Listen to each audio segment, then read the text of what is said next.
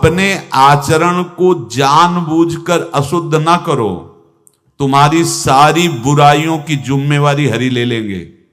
शब्द पर ध्यान दीजिए, जानबूझकर तुम अपनी बुराइयों का प्रयोग मत करो, तुम्हारे में जो बुराई है वो श्री हरि स्वयं स्वीकार कर लेंगे। वो ठीक है, जैसे आग में मल पड़े या चंदन या लोहा पड़े या लकड़ी, आग सबको अपना रूप दे देती है, ऐसे हर बुराई हरि में जाके परम सद्गुण बन जाती है।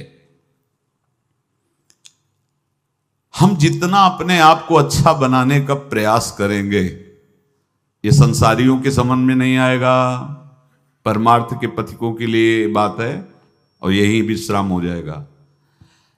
हम अपने आप को जितना अच्छा और बड़ा बनाने की कोशिश करेंगे, उतना ही हमारा प्रयत्न हमको नीचा गिरा देगा।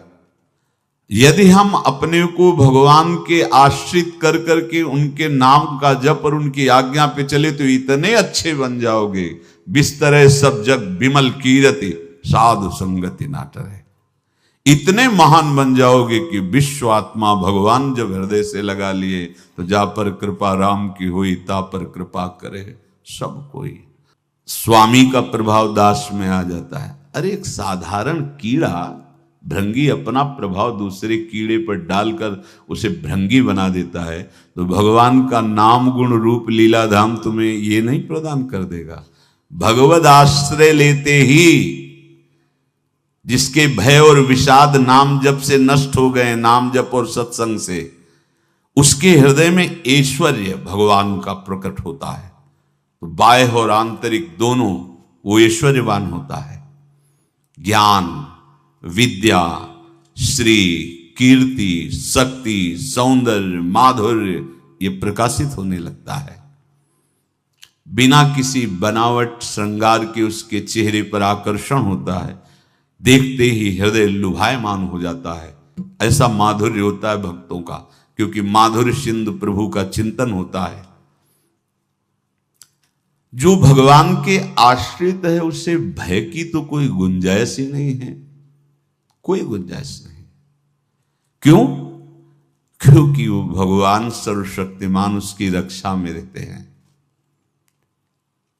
बहुत छोटा सा प्रसंग है। एक नीलांबर दास नाम के महान भक्त हुए हैं। जन साधारण गृहस्थ की तरह जीवन व्यतीत करते थे। एक दिन उनको सत्संग सुनने को मिला। सत्संग में जब जैसे यही सब सार बातें, तो उनको लगा कि अभी तक तो हम अपने को पूर्ण मान रहे थे कि हमारे पास रुपया है, पत्नी है, पुत्र है, घर है, सब मौज मस्ती है, लेकिन ये सब छूट जाएगी मरने के बाद, फिर मेरे पास क्या रहेगा? सत्संग यही अंदर आपके विवेक डालता है। बड़ा पश्चाताप उनके हृदय में हुआ। ये है कृपा, जिसको अपने लौकिक भोगों के बीच में रहकर उनसे जलन पैदा होने लगे, जान लेना भगवान उन पर बहुत कृपालु हो गए हैं। उनके हृदय में प्रार्थना जागृत हुई, प्रभु कोई साधन भजन नहीं जानता, अभी तक तो गृहस्थी के भोगों में और भोगों के संग्रह में मुझे ऐसा लगता रहा कि मैं पूर्ण हूं। चिंतन गाढ़ होने लगा प्रभु का। सत्संग जहां हुआ था वहां भगवान जगन्नाथ जी की चर्चा, जो प्रेम विह्वल हुए थे ब्रजलीला में, सुन करके, ब्रजलीला का भाव सुनकर श्री सुभद्रा जी, बलराम जी और लालजू, वो प्रेम विगलित रूप, तो जो हम सुनते वही हमारा अनुराग होता है। तो नीलांबर दास के मन में दृढ़ संकल्प हो गया, अब सबसे पहला जीवन का काम भर नेत्र जगन्नाथ जी को देखूं। जगन्नाथा स्वामी नयन पथगामी भवत में एकांत में बैठ के बहुत रोना आया कि प्रभु बहुत दूर हो, ये उत्तर प्रांत की बात है और आप बहुत दूर हो, कैसे? मुझे सामर्थ्य दो कि मैं इस ग्रह रूपी बेड़ियों को तोड़कर निकल पड़ूं, मोह रूपी हथकड़ियों को तोड़कर निकल पड़ूं। ऐसा ही हुआ। जब कोई सच्ची चाह हृदय में प्रकट कर लेता है तो मंजिल दूर नहीं लगती, चाहे जितना दूर हो। कुछ अर्थ लिया और अपने परिवार से प्रार्थना की, बच्चे सयाने थे, कि ये सब वैभव आप लोग देखो, अब मैं किसी योग्य नहीं रह गया। अब जब तक जगन्नाथ जी को भर नेत्र नहीं देख लूंगा तब तक अब जीने की आशा नहीं। तो घर वालों ने भी देख लिया था कि अगर ये सुखी रहे जगन्नाथ जी को देखकर तो ये हालत इनकी ऐसी देखी नहीं जाती, न खाना न पीना, कुछ अच्छा न लगना। सबने अनुमति दे दी, झोली में कुछ अर्थ रख दिया, बोले भाग पड़े। जैसे बहुत समय से बिछुड़ा हुआ कोई अपने प्राण प्रिय से मिलने के लिए, ना खाने की चिंता, ना पीने की चिंता, ना मार्ग की थकावट, बस नेत्रों में उत्साह भरा हुआ है। कब ऐसा होगा कि जगत के नाथ को मैं अपने भर नेत्र देखूं। जगन्नाथा स्वामी नयन पथगामी भोज, कैसे बस चिंतन में जगन्नाथ। जब कोई सतमार्ग में चलता है तो विघ्न पे विघ्न आना प्रारंभ हो जाते हैं। क्यों विघ्न? क्योंकि हमारे कुछ पूर्व पाप होते हैं जिनको भस्म होना अनिवार्य है। जैसे आप कल श्री गोपाल चरवाहे का चरित्र सुना कि 27 दिन क्यों इंतजार करवाया भगवान ने। विरहाग्नि में अनंत जन्मों के सब पाप भस्म हो गए, निर्मल शुद्ध बुद्ध परमात्मा स्वरूप हो गया। भारी थकावट शरीर में, नदियां पड़ती, नाले पड़ते हैं, कष्ट सहते हुए। अब जब विशाल भागीरथी के तट पर तो तैरना आता नहीं था, संध्या का समय हो गया था। विचार किया कि रात भर यहां रुकना मेरे बस की बात नहीं। चैन नहीं हृदय, चैन नहीं होता हृदय में। जब वो लगन लगती है ना, लगन का काम ही होता है अगन, उसको कुछ सुहाई नहीं देता। जब हृदय में लगन लग जाती कुछ सुहाई नहीं देता। जिस पर हो तुम रीझते क्या देते यदुवीर, रोना शिशकना तड़पना आहों की जागीर, ये संपत्ति मिलती है। रोने लगे, प्रभु आप तो बहुत समुद्र पार करने वाले हैं, इस गंगा नदी को कैसे हम पार कर पाए, और हम रुकेंगे नहीं। अब चाहे प्राण चले जाएं, तैरना तो आता नहीं, मैं पार जरूर होऊंगा। इतने में देखा एक नाविक मछुआरा मछली, वो बहुत ही दुष्ट स्वभाव का था। उस दिन उसको मछलियां मिली भी नहीं थी। इनको रोते हुए देखा तो नाव किनारे लाया। पार चलना चाहते हो? बोले हाँ। तुम्हारी झोली में कुछ है कि केवल हाँ ही कहो? बोले नहीं, परिवार वालों ने कुछ डाला, भी देखा तो नहीं। दिखाया तो उसमें कुछ मुद्राएं, पहले स्वर्ण मुद्राएं आदि। वो प्रसन्न हुआ और मीठी मीठी बातें करके नाव में बैठा। आओ आओ। भक्त को कोई संशय और भ्रम नहीं होता।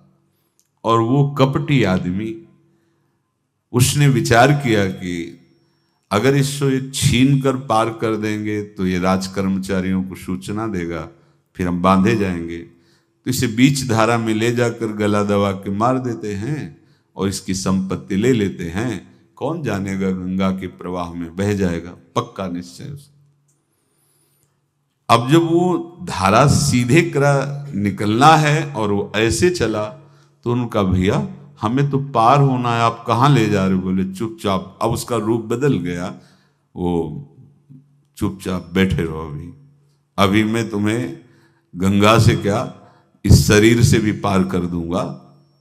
वो समझ गए कि शायद अब इस जन्म में जगन्नाथ के दर्शन संभव नहीं, क्योंकि मारेगा, हाथ में डांड है, अगर उसी से प्रहार करेगा तो। एकदम आर्थ हुए कि प्रभु मरने का तो भय नहीं है, पर यदि आपको भरने तो देख लेते फिर मारे जाते तो अच्छा था। ये आशा लेकर के मैं मरना नहीं चाहता, एक बार मैं आपको देखना चाहता हूं। भय बिल्कुल नहीं हुआ। भय विषाद भक्त को नहीं होता। देर लगी क्या, एक राज कर्मचारी की आवाज आई, ए नाविक तुरंत इधर नाव लाओ। और उस समय धनुष बाण चलते थे, तो उसने शीघ्रता की और दूर ले जाने के लिए तुरंत बाण संधान किया और कहा समझ ले अचूक निशाना है, एक में ही तो ढेर हो जाएगा, पहले वापस नाव लाओ। अब वो घबरा गया, वापस नाव लाए। तेरे मन में क्या विचार चल रहा है, तू इसको मारना चाहता है? अगर तुझे बचना है तो मेरे देखते देखते उस पार पहुंचा और इनको प्रणाम कर। कौन था ये? कौन ही राज कर्मचारी था? यही है भक्त। निर्भय होता, उसे कोई भय थोड़ी होता है। बड़े सम्मान से पार उतारा और पूछा तुम्हारा परिचय है क्या इस राज कर्मचारी से? बोले भैया ने जैसे आपसे परिचय नहीं, ऐसे उनसे भी परिचय नहीं। आप मारना चाहते थे, वो बचा दिए हैं। हमें लगता है दोनों में प्रभु की बड़ी कृपा है। और बस झोली लिए और भाग पड़े। भागते भागते जब जगन्नाथपुरी गए तो ध्वजा दूर से देख के साष्टांग दंडवत की, मानो प्रीतम का इशारा हो गया कि अब हमारा काम बन गया। अब तो जगन्नाथ जी के, और जे ही प्रभु जगन्नाथ जी के सामने गए तो एक बार देखा इतनी प्रेम विकलता कि शरीर छूटा और ब्रजधाम आ गए। प्रभु का विधान संदेह युक्त नहीं होता, निसंदेह तुम्हारे सामने वो विधान प्रकट होगा जिससे तुम्हारा परम मंगल हो जाएगा, परम मंगल हो जाएगा। डरना नहीं। बताया नहीं था एक बार प्रेम भगत की बात, तो हमारे पास प्रेम जी आते थे, बहुत नाम जापक थे, श्री हरिवंश श्री हरिवंश। तो उनसे पूछा आपकी ऐसी नाम निष्ठा कैसे आई? तो उनका गलती से नाम निष्ठा कैसे आती है? तो किसी पद के अधिकारी थे जिसमें किसी कानून के विरुद्ध उसमें दस्तखत कर देने से करोड़ों रुपया उनको प्राप्त होना था। तो रात्रि में ऑफिस में बुलवा के उन्होंने वो गलती कर दी, दस्तखत की। बड़े अधिकारी थे और वो उनको पता नहीं था कि वो षड्यंत्र है, और पहले से कैमरा रख दिया गया था। पूरा वीडियो लेते देते, बातचीत करते, दस्तखत करते, सब प्रमाण।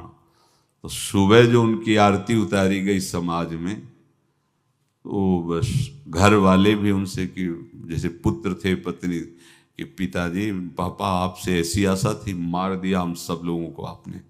कब हम लोगों ने धन की मांग की आपसे, आप इस अवस्था में ऐसा कर। तो घर से ये वचन और बाहर तो सब उपहास उनका, और उन्होंने निश्चय किया रात्रि में आत्महत्या कर लेंगे। कर्म बड़ा विचित्र होता है। पर वो वृंदावन पहले से आते थे और हरिवंश उपासकों से मिलते रहते थे। गुरुदेव भगवान से भी उनका परिचय था। गलती किसी से भी हो सकती, चूक है, यही तो है ना। कंचन कामिनी कीर्ति, कहीं भी लुभायमान।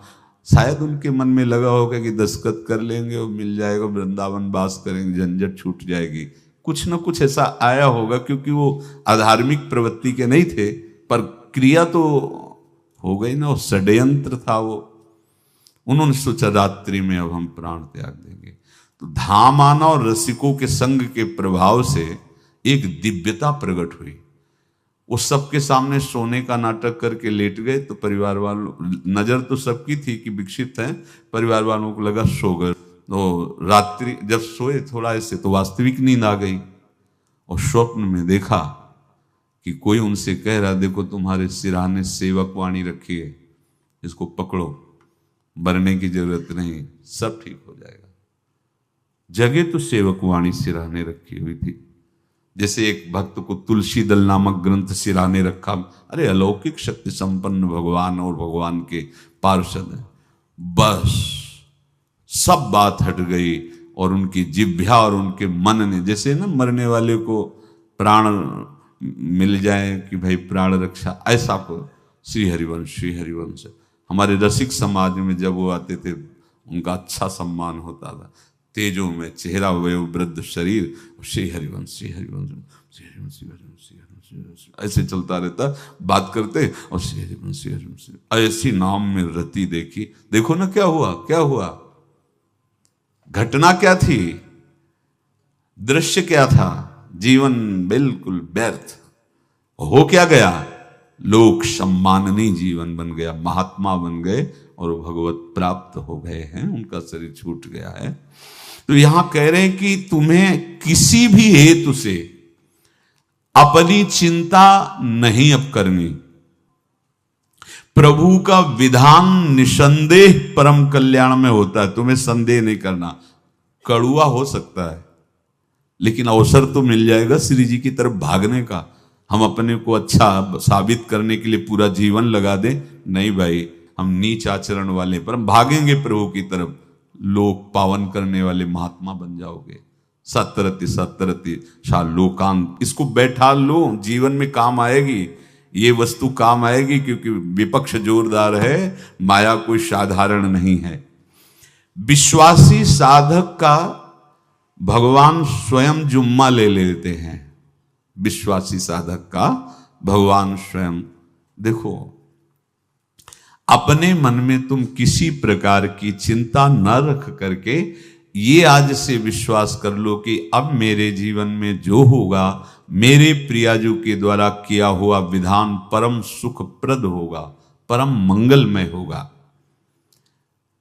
विश्वासी भक्त का जब ये स्वभाव निश्चय हो जाता है कि मेरे प्रभु जो करेंगे वो मंगल करेंगे, तो परिस्थिति बुरी दिखाई दे सकती है, परिस्थिति भयावह दिखाई दे सकती कि अब तो सब गया, ऐसा लगेगा। लेकिन वो बहुत बड़े के हाथ में नियंत्रित है परिस्थिति। देखते देखते उस परिस्थिति का परिणाम निश्चिंत, निःशोक और निर्भय कर देने वाला हो जाएगा। भयभीत मत होना।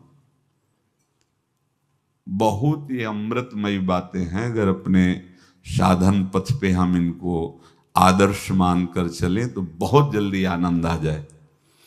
किसी भी अड़चन को तैयार रहो, ये काल क्षेत्र है, मृत्यु क्षेत्र है। कुछ भी, कभी भी, कहीं भी, कैसे भी, सब के सब मर सकते हो। अभी यही खंभा टूट जाए, बिल्डिंग गिर जाए, सब मर जाओगे। कहां जाओगे? जहां ऐसे सुन रहे हो ना, ऐसे निकुंज में चलेंगे। अब हमें किसी भी अड़चन से कोई भय नहीं, किसी भी अड़चन से भय नहीं। आप ये खिलवाड़ मत समझे। किसी भी अर्थ कोई तुम्हें नहीं रोक सकता आप श्री जी से मिलने के लिए। ये आगंतुक भय एक स्वाभाविक होता है। जैसे पूज्य श्री मंगनानंद जी सरकार सेनपुर, बहुत उच्च कोटि के ब्रह्मलीन महापुरुष, तो एक चौकी पर ऐसे बैठे हुए थे और बहुत से ऐसे संतजन परमहंस सब बैठे हुए थे और ब्रह्म चिंतन के विषय में चर्चा चल रही थी। तो एक संत आगंतुक वृंद आए ऐसे गंगा किनारे। तो उस समय स्वामी जी कह रहे थे, मंगनानंद जी, कि एक होता है विचार भय, वो संतों में कभी नहीं होता है, और एक होता है तात्कालिक भय, वो सबको व्याप्त हो जाता है। तो उन्होंने कहा कि स्वामी जी, वैसे हम आपका आदर करते, लेकिन इस बात पर हमारा मतलब मन नहीं बैठ पा रहा है कि जो ब्रह्म स्वरूप को जान गया है उसको विचार भय तो होगा ही नहीं, लेकिन स्वाभाविक भय कैसा हो सकता है? तो सिद्ध पुरुष थे। उनका स्वामी जी बैठो, प्रसंग पूरा होने के बाद फिर आपका उत्तर हो जाएगा। ऐसे चौकी लगाई, बैठे, और बैठे थे बट वृक्ष के नीचे। तो एक जैसे बाज है, गीद पक्षी है, उस समय तो वो संध्या का समय था, आके ऐसे जे ही बैठा तो खरबर खरबर वो डाल, तो महाराज चौकी के नीचे हो गए, जो गंगा किनारे से आए थे ना। तो कहा, स्वामी जी ये विचार भय है या स्वाभाविक भय है, या आपको ब्रह्म चिंतन या ब्रह्म बोध नहीं? तो हंस दिए, बोले उत्तर मिल गया। ये स्वाभाविक, जैसे अभी बंदर चीख दे तो सब घबरा जाओगे ना, विचार भय नहीं है ये आगंतुक स्वाभाविक भय। भय विचार भय कि अब जो है ऐसा होगा, ऐसा हो सकता है, नहीं नहीं, वही प्रसंग चल रहा है। भगवान प्रमाण देते चले जा रहे हैं। देखो, कोई भी भय, कोई भी अड़चन अब तुम्हारा अमंगल नहीं कर सकती, पक्का मान लीजिए, डरो मत। देखो, इसमें इसीलिए प्राणों की बाजी लगा के, अब हमारे प्राण नहीं हैं, हमारे प्राण प्राणनाथ को समर्पित हैं। मेरे प्राणनाथ श्री श्यामा तो क्यों भय करें। तो हम ये सब कर किसके लिए रहे? श्यामा जी के पास पहुंचने के लिए। श्यामा जी के पास पहुंच गए, हमें श्यामा जी के पास जाना है। ये बिल्कुल छोटी मोटी बातें, अंदर ये जो सांसारिकता है इसका त्याग करो। आप इस बात को समझो। गुरु गोविंद सिंह, लाखों की समाज बैठी हुई थी। उन्होंने कहा कि अगर तुम आजादी चाहते हो तो तुम्हें अपने प्राण देने पड़ेंगे। हमें खड़ा हो कोई व्यक्ति जो अपने प्राण देना चाहता है, मैं उसे आजादी। आजादी दो प्रकार की, एक प्राकृतिक आजादी और एक दिव्य आजादी। दोनों देने में समर्थ थे गुरु गोविंद सिंह। हाँ, ये सिखों के आचार्य हैं। बहुत ही अध्यात्म बल और शारीरिक बल से भी पुष्ट। एक खड़े हुए हिम्मत करके बोले आ, गड़ा सा हाथ में अंदर गए और ऐसा लगा कि उनकी गर्दन उतार दी गई और ऐसे रक्त प्रवाह सा नाली से बहा, जो सबको दिखाई दे रहा था। और कोई है? जब पता ही चल गया कि गर्दन उतारी जा रही, रक्त प्रवाह, वो कहते मुझे तुम रक्त दो, प्राण दो, मैं तुम्हें आजादी दूंगा। 2 3 4 5 अंदर ले जाते, ये आभास भी नहीं होने दिया कि वो जीवित है। 5 तैयार, पूरी सभा में 5 तैयार। बोले ये पंच प्राण प्यारे हैं भाई, इतने से एक एक से 1.25 लाख को परास्त कराऊं, देखना मेरा नाम गुरु गोविंद सिंह न धराऊं यदि एक एक से 1.25 लाख को परास्त। क्योंकि प्राणों की बाजी समर्पित कर दी। अब क्या भय? माया से आजादी प्राप्त करने के लिए भयभीत होना तो बिल्कुल जीवन में छोड़ दो। विचार भय नहीं होना चाहिए, ये स्वाभाविक भय होगा। अभी कोई ऐसी आवाज आ जाए, वो ऐसे स्वाभाविक होता है, उस पर तर्क वितर्क नहीं किया जाता। विचार भय नहीं होना चाहिए। जानते हो, तुम्हारा जीवन, तुम्हारे प्राण, तुम्हारा शरीर हरि को समर्पित है और हरि के अधीन काल है, कुछ नहीं हो सकता। और जो कुछ होगा वो परम मंगल होगा। किसी भी अड़चन को भगवान के सौहार्द के सामने अड़चन मत मानना। हम अगर अड़चन को दूर करने का प्रयास करेंगे तो अड़चन हमें फंसा लेगी। अड़चन, और यदि भगवान पे विश्वास कर लिए तो वही अड़चन अर्चन बन जाएगी, उपासना बन जाएगी। मान लीजिए बात, मान लीजिए आप लोग तो गृहस्थ में देखा होगा, हमने देखा है, बच्चा गिरा, रोने लगा, माँ उठाने आई, छाती से लगाया, वो माँ के थप्पड़ मार रहा है।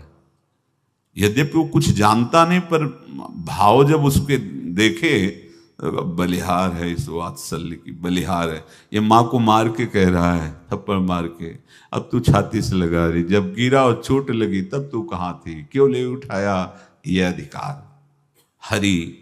वो तो अल्पज्ञ माँ है, पर हम तो सर्वज्ञ हरि के वात्सल्य में डूबे हुए हैं। हमको तो भय बिल्कुल नहीं होना चाहिए। पूज्य श्री सूरदास जी के शब्दों में मानो नीलांबर दास जी की ही प्रार्थना हृदय से प्रकट हो रही। कह रहे हैं, कृपा अब कीजिए बलि जाऊं। मुझे पता नहीं था, मैं मोह निद्रा में ऐसा सो रहा था कि नाना प्रकार के स्वप्न देखकर राजी हो रहा था। संत सत्संग मिला तो मुझे पता चला ये तो जो कुछ भी है सब व्यर्थ है। ये मकान, ये परिवार, ये धन, ये वैभव, ये पद प्रतिष्ठा, ये केवल चंद मिनट की चांदनी है।